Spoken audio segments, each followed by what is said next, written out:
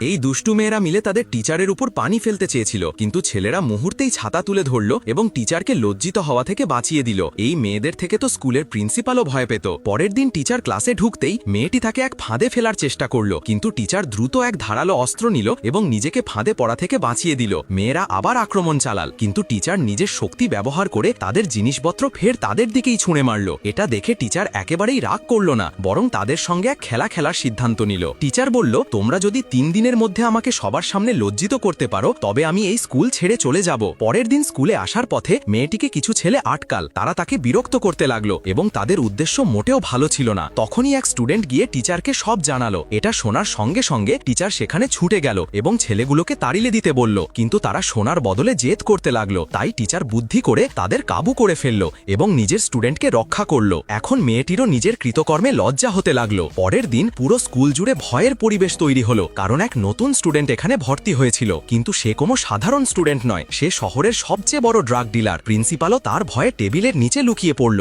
সানি যখন পড়াতে এলো তখন পুরো ক্লাস ভয়ে কাঁপছিল। তখনই সেই নতুন স্টুডেন্ট ক্লাসে ঢুকলো। তাকে দেখে বাকিরা চোখ নিচু করে ফেলল। এই দুষ্টুকে ইতিমধ্যেই 32টা কলেজ থেকে বের করে দেওয়া হয়েছিল। আজ প্রথম দিনেই সে সবার ওপর নিজের রং দেখাতে চাইছিল। তাই তার 4 জন সঙ্গী গিয়ে টিচারকে চোখ রাঙাতে লাগলো। সানি তার এই আচরণ একেবারেই পছন্দ করল না, তাই নড়াচড়া না করেই 4 জনকে শিক্ষা দিয়ে দিল। এটা দেখে নতুন ছেলেটি উঠে দাঁড়ালো এবং চলে যেতে চাইছিল, কিন্তু টিচার তাকে থামিয়ে বলল, এখনো ক্লাসের সময় চলছে, তাই আমার অনুমতি ছাড়া তুমি বেরোতে পারবে না। ছেলেটি তবুও থামল না, তাই টিচার একটি ডাস্টার ছুঁড়ে মারল, যা দিয়ে সামনে দেয়ালে গেঁথে গেল। এটা দেখে ছেলেটি বলল, তোমার নিশানা ভালো, যদি তুমি আমাকে স্নুকারে হারাতে পার তবে আমি তোমার সব কথা মানব। টিচার চ্যালেঞ্জ গ্রহণ করল, কিন্তু এক স্টুডেন্ট তাকে সতর্ক করল, স্যার এর সাথে খেলবেন না, এটা ন্যাশনাল চ্যাম্পিয়ন। তবুও টিচার তার সাথে খেলতে চলে গেল। ছেলেটি নিজের টার্নে কিছু পয়েন্ট তুলল, কিন্তু যখন সানির পালা এলো সে তাকে আর দ্বিতীয় সুযোগই দিল না। এখন শর্ত অনুযায়ী ছেলেটিকে টিচারের সব কথা মানতে হবে।